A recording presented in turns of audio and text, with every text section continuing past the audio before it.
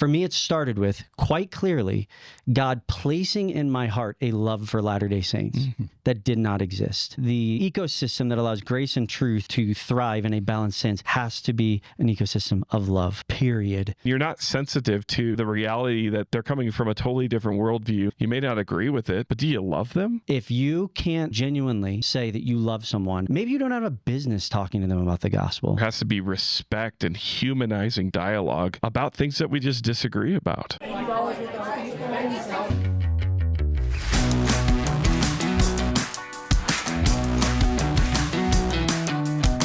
All right, so this is part 2 of a discussion that I had with Pastor Jeff McCullough of Hello Saints and our friend Nate Fox, also a pastor, an evangelical pastor in Salt Lake County. I love these types of discussions. I love this type of work. I think you'll really like the interaction between the three of us in a studio setting. This episode is brought to you by Fathom the Good. Fathom the Good is the homeschooling curriculum for high school students that is like nothing you've ever seen before. It addresses the question of the good. And in a woke world, it is the exact opposite of what your kids are usually hearing in school or online. Go to fathomthegood.com. That's fathomthegood.com and check it out. We'll put the link in the description. Here we go. So grace and truth between evangelicals and Latter-day Saints. We have shared truths, and we have truths of discrepancy among us as well. How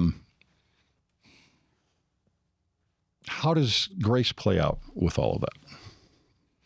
I think fundamentally, grace starts with how God, the value that we have in the fact that we are created and we are valuable because God has created us all in His image. So that's the fundamental thing. Whether with anybody I disagree with, they're valuable. They have infinite value and infinite worth from Creator God. And so it is not my place to diminish and dehumanize. So that's a very, very first thing. So how I approach people when people are valuable is shaped by not only what I say, but how I say it. And so when we enter into dialogue, there has to be respect and humanizing dialogue about things that we just disagree about. And I think that whole grace and truth concept, when you get high on truth, it's no longer truth when you treat people poorly. And you're not sensitive to the reality that they're coming from a totally different worldview. You may not agree with it, but do you love them? Because, if there's anything that shapes us is love God, love people, right? From both sides, really. It's like, love God, love people. This is what it's all about. This is what Jesus says is the greatest thing that we could possibly do. And so I think that becomes the kind of the launch pad for how we have any sort of dialogue or disagreement. And then when you really care about others and you think you love them, you kind of get to know how they think. You get to know how they talk. You get to know what contention means in the framework of a discussion. If you're an evangelical, who moved here 23 years ago, you start to realize, okay, hey, look, like there's a big emphasis on not having contentious conversation within this culture. So how do I do that well? What does that look like? What's the tone that I take? And if I'm going to have a discussion that might disagree down the road, do I need to bang down the front door with that, or do I come around and meet you in the kitchen and then we go, hey, I guess we disagree on these things. Can we talk? Can we dialogue? Yeah. I don't know if I have anything to add to that. I think that's so perfectly said. The ecosystem that allows grace and truth to thrive in a balanced sense has to be an ecosystem of love, period. If you can't genuinely say that you love someone, and this is total shock value, and I'll probably get in trouble for saying it, maybe you don't have a business talking to them about the gospel or talking to them about what you believe, because you're going to lead with your piety as opposed to leading with your humility. And so, honestly, which nullifies the gospel. Which is why one of the things that's most rewarding for me in doing Hello Saints and I don't know if I've even said this before. I don't think I've ever communicated this at any point on my channel or anybody else's. For me, it started with quite clearly God placing in my heart a love for Latter-day Saints that did not exist. I was indifferent. I did not like Latter-day Saints. I just didn't care because I was too busy over here. He did something supernaturally to put a genuine love in my heart for Latter-day Saints, not a patronizing love like, oh, those poor little Latter-day Saints, I'm going to teach them a thing or two, but man, they are beautiful, they are valuable, they are earnest people who desire and are willing to have conversations. I love them and I respect them. Like, that's where it started for me. And had the Lord not gifted me that love for Latter-day Saints, I think I would have taken a much different approach.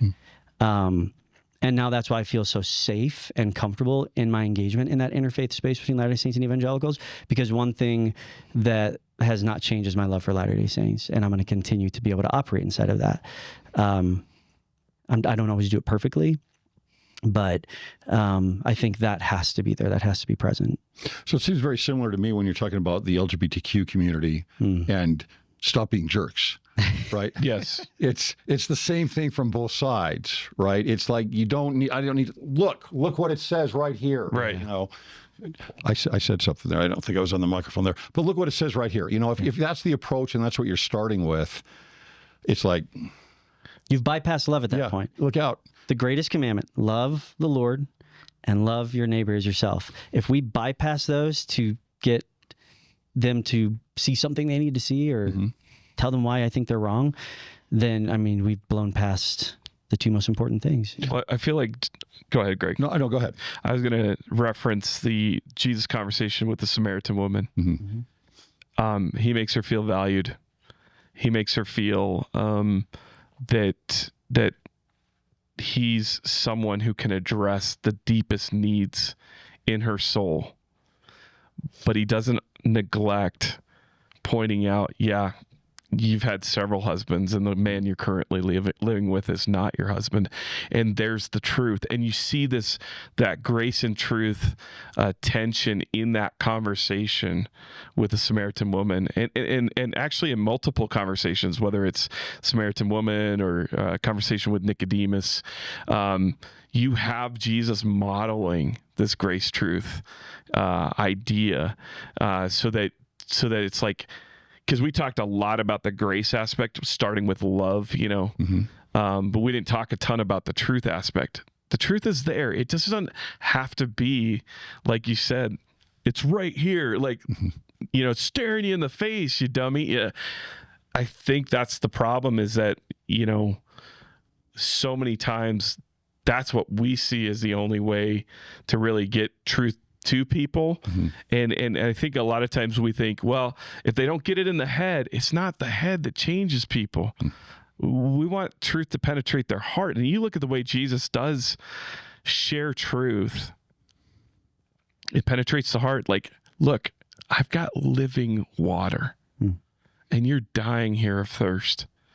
And he reaches her, not in her head. And she tries to go back to the head discussion.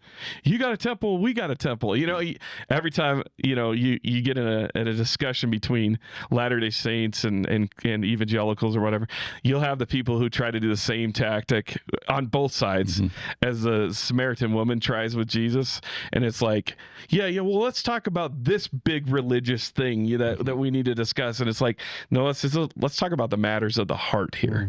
You know, let's bring it back to reality. Yeah. What about this? What about that? Yeah. You know, it's and what I've discovered, and especially with Jeff here, it's when you can establish a relationship which is based on trust, right? It has to eventually be based on trust of some sort. Then you can even open up a can of worms sometimes. Yes, you can. Right? Yes. You can even get to a point where you're like, because I already trust Jeff, right? I already know. It's like, and I can get to a point where I can even give him more of maybe doctrines that I might otherwise say, well, I don't know if I should tell him about this, or I can talk to him about this, and then we can discuss it because I already know he's not going to Bible bash with me. Yeah. Right. And so I think I do think you need to lead with grace.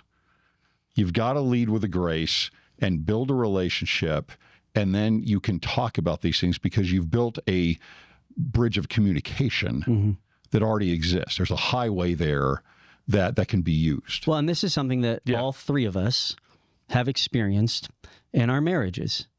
We didn't lead into those relationships with like, all right, let's clear the air on all the things that we're like disagreeing on before we can enter into a relationship. It usually started with love for each other, and we were willing to be gracious in the areas that we knew might not totally be compatible.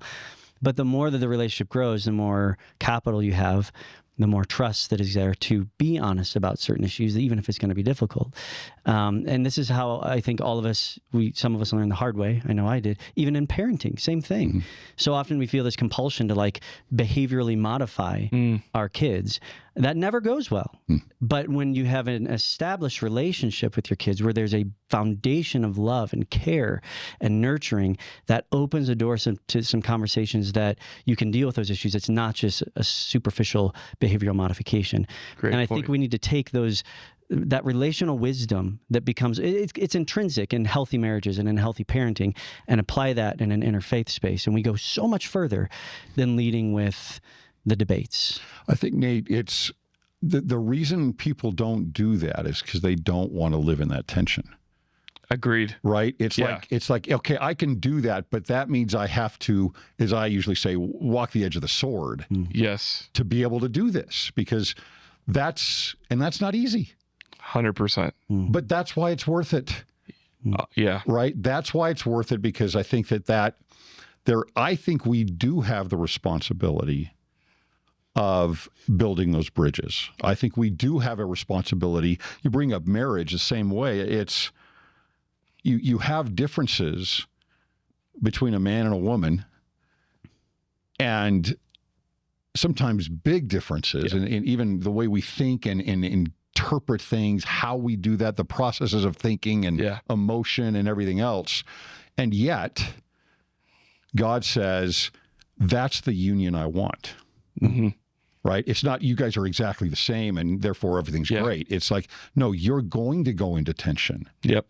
In fact, your most important relationship on earth is going to be one of tension in that sense, because that's where the joy can come from. Yeah. It's also where God is leading holiness. I got a buddy who did my my oldest daughter. She got married this last year, and he did their marital counseling, premarital counseling. He's like, God's desire is not for you to be happy in your marriage first and foremost. Does he want happiness? Of course. But God wants holiness. He wants to knock off the rough edges on one another. He wants because this is how you chisel out being conformed into the image of Jesus. It's not just I read my scriptures and then I'm conformed to the image of Jesus. Not just I spend time in prayer. It's that I got to do life, living out grace and truth that actually really conforms me into the image of Christ. And one thing I would add to the discussion is the starting place for both the evangelical missionary culture and the Latter-day Saint missionary culture is we have to move past seeing each other as only valuable in so much as we can convert you. Yes. Yeah. Yes. Yeah. And that's why relationship first is so important. Yeah. Yeah. Right? My relationship with Jeff is not based on him becoming a Latter-day Saint. Right. In the slightest little amount. Right. Nothing. Right. Right? And that's okay. And the tension there is you still desire that for him. You still desire that for me. And I'm going to say I desire that for you. Sure. He desires that for you. But yet there is great value and joy in just having a relationship that's meaningful, knowing that may not happen. Yeah. Well, and going back to the woman at the well, that's why you and I always go back to that whenever you and I talk, because where Jesus was able to maintain that tension of grace and truth was to bring it to the ultimate need and desire of the woman, right? At the end of the day. So whenever, and this is one of the reasons why I think so many evangelicals can lead with such passion in the conversations with Latter-day Saints, because within our family, within the Protestant family, a Calvinist is like, okay, fam, like we're your cousin Arminianist. We know these fundamentals we agree on, but I got to talk to you about something within the family unit here about why I disagree with your take on this scripturally.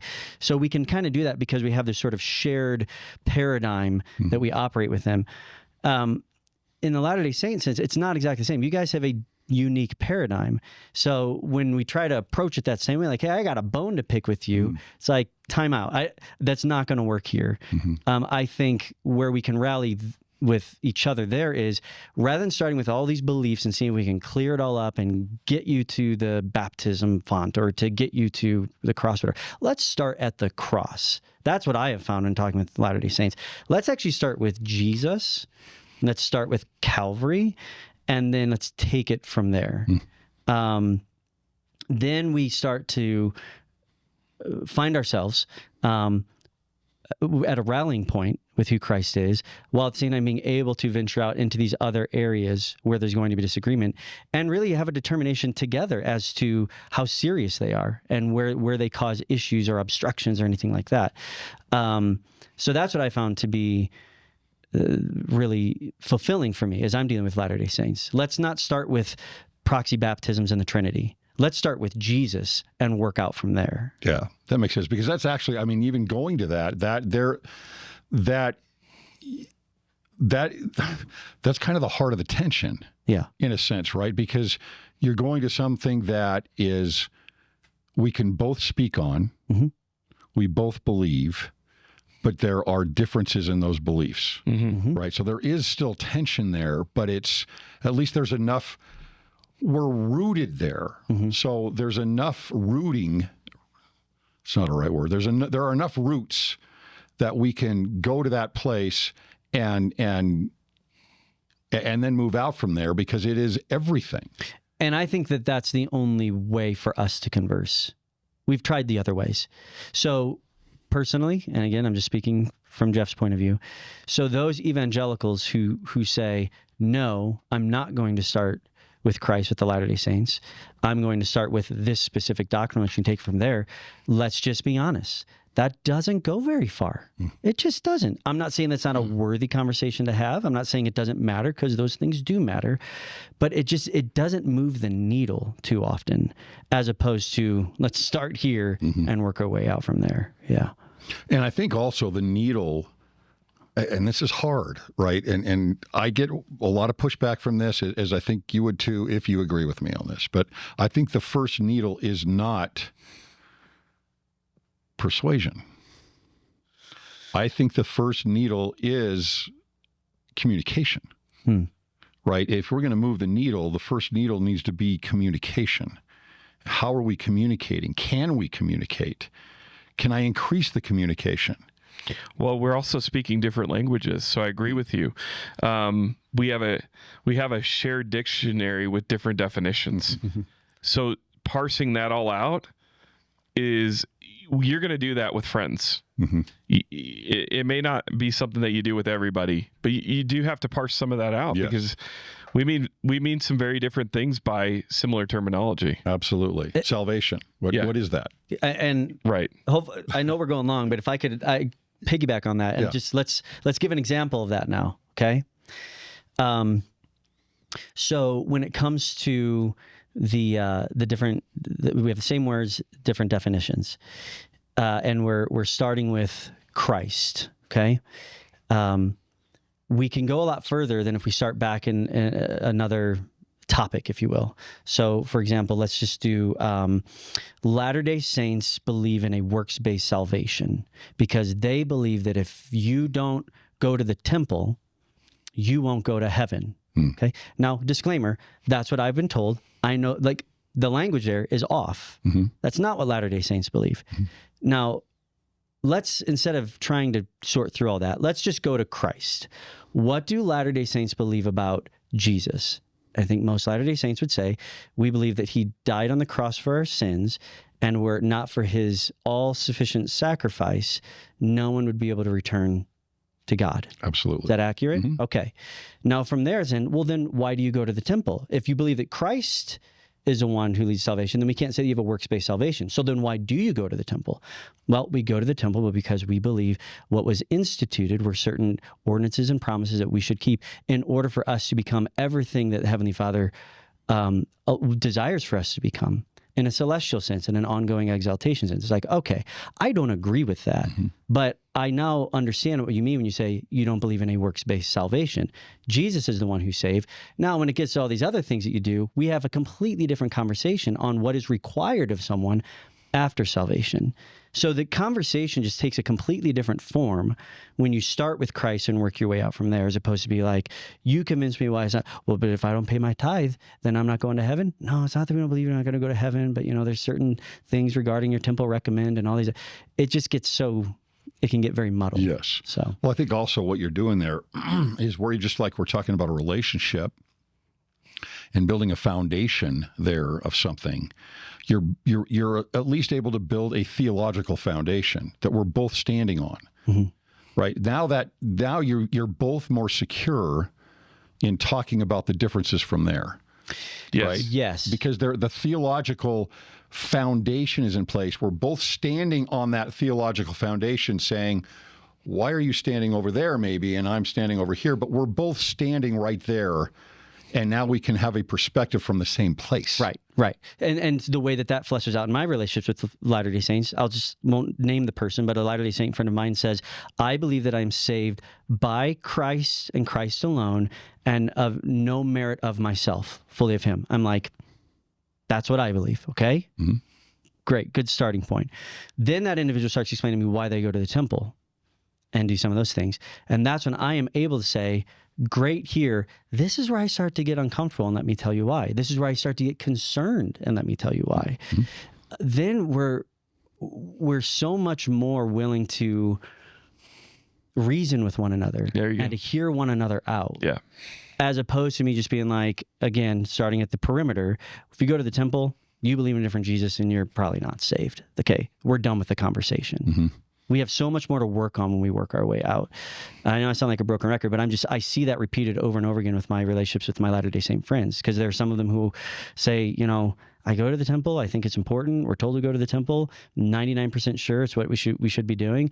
But at the end of the day, if I get to heaven and the Lord said, like, the temple work isn't really what I wanted, I just wanted your broken and contrite heart, and you did that by putting your faith in Jesus, that's all that matters to me. I'm like, I don't even know if I have anything else to talk to you about. Like, I feel pretty okay with that. Mm-hmm. Now, don't let that give you a false sense of security, because ultimately I'm not the one that tells you whether you're going to heaven or hell, because I could believe you're going to heaven and be wrong. Okay. Mm-hmm. But you have so much more space to reason through when that love, that respect, and that Christ rallying point is where we start. Now, you've been here 23 years? Yep. So how have you navigated that over the 23 years? I mean, you're a pastor, so you've got to draw lines. Mm-hmm. You have to know that your congregation knows where you stand. Maybe you've had issues sometimes where you're reaching out to Latter-day Saints, and it's like, okay, I have a congregation, I've got a network, I've got an identity here with this as a Christian, but I want to build bridges. I want Sure. to open up communication with Latter-day Saints. Yeah, great question. So when I moved here, I did not move here to be a pastor. I graduated from Moody Bible Institute with the intention of being a pastor, but took a totally different route. I moved here to Provo to be a marketing director of a sports apparel company. So I had the joy of starting with friendship, and every single guy that I worked with was temple worthy, return missionary. And so the discussions were always based in friendship. And I made mistakes. I learned quite quickly that dropping the doctrinal bombs, whether it was from like, some DVD that some Christian group had made about, Joseph Smith versus the Book of Mormon, or Joseph Smith versus the Bible, or whatever it was, the Bible versus Book of Mormon, those were not going to be fruitful things to keep relationships. And so I would say that as a pastor, I wear two different hats. I wear the pastor hat, and I wear the Nate as a friend hat. And so what you said earlier, I framed it early. Like you said earlier about, I can't remember how you phrased it, but I would have phrased it this way: you have to earn the right to have the harder conversation. I remember having that kind of drilled into my head of like,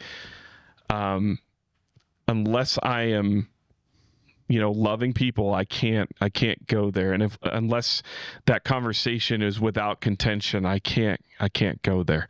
And so that's how I started as a person. Then in ministry, it was like, okay, we're going to build, I was privileged to be a pastor at Centerpoint Church in Orem, where our motto was, we're going to love the people we live around.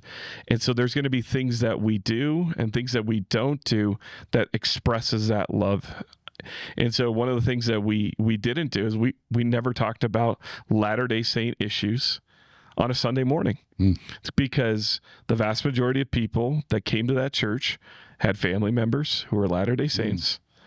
And if they wanted to invite them to, Christmas Eve, they wanted to invite them to a church service, we couldn't be a polarizing place that was always like heavy on doctrine.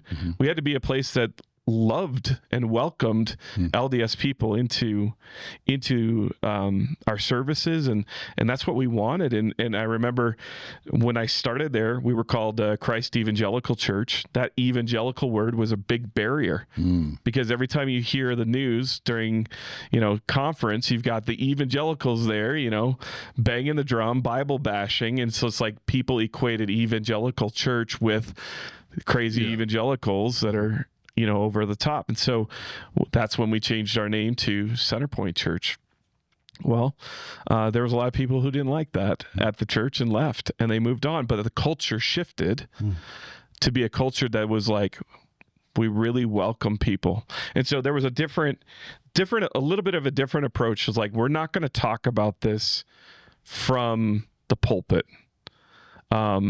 No, there were conversations that were had because there were people who were, who had left the LDS church who were seeking Christ in this way. And so, we had to have conversations. We had to talk about doctrine and discipleship. And so we did have those, but it was always in a manner of like, how do we do this with grace and truth? How do we do it in a tone of respect? And, so that's how I approached it as a pastor. And that's at Salt and Light Church up in Harriman. That's how we're approaching that. You're not going to come to our church and hear any sort of bashing. It's just not allowed. I don't care if it's from the sermon or if it's just conversation between people, over donuts and coffee. We're not bashing anybody because we love the people we live around and we want them to feel welcome. Yeah. I think also, just finishing up on maybe this point here, it's what I see in this and what I've seen in I've got a good friend that's a rabbi in Scottsdale, and I try to put the same principle in place with everyone. Is there are godly values that I have to respect, that I see in you, right? I have to, even saying you've got a congregation that you have to look toward and you are responsible for, right? That I recognize. I have to recognize that, I think. It's like, that is a godly principle. You are taking on the responsibility of other people. You're taking on, in your best view, the responsibility of salvation. I mean, is there a higher calling of those that you're with? That is, to me, very godly. And it can't be diminished, right? I don't want to diminish that ever.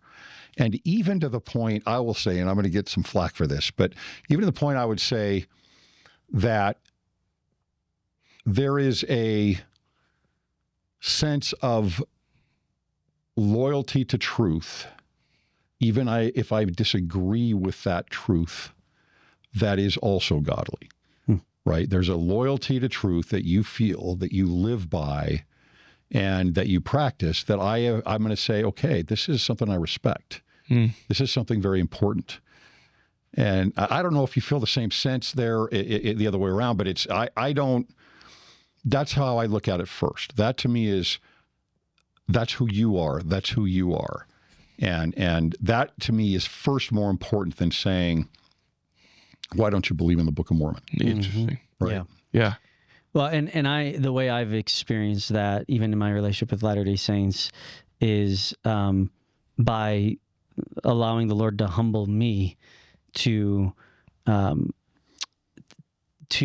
make that big leap of agreeing with Latter-day Saints. Like, that's honestly, agreeing with Latter-day Saints is more uncomfortable than disagreeing for, I think, a lot of evangelicals, because it's easy to disagree. It's like, there it is, black and white. Like, this is where we're different. This is why we think your beliefs are not biblical or whatever. What can be really uncomfortable for an evangelical is to be like, man, we really agree on this stuff here, and here. Because by saying that we agree, you know what that creates? Tension. Yeah, that's exactly right. And we then have to like work with that. And but at the same time, I think that's where the Lord shows up and can do some pretty awesome things. We don't have to fully agree any more than we have to fully disagree. But that's where we kind of start working things out in the context of relationship. I think that's an important thing. I think it happens a lot for me in kind of the moral realm. Like, when I see really good Latter-day Saint fathers and really good Latter-day Saint marriages, and I go, that's beautiful.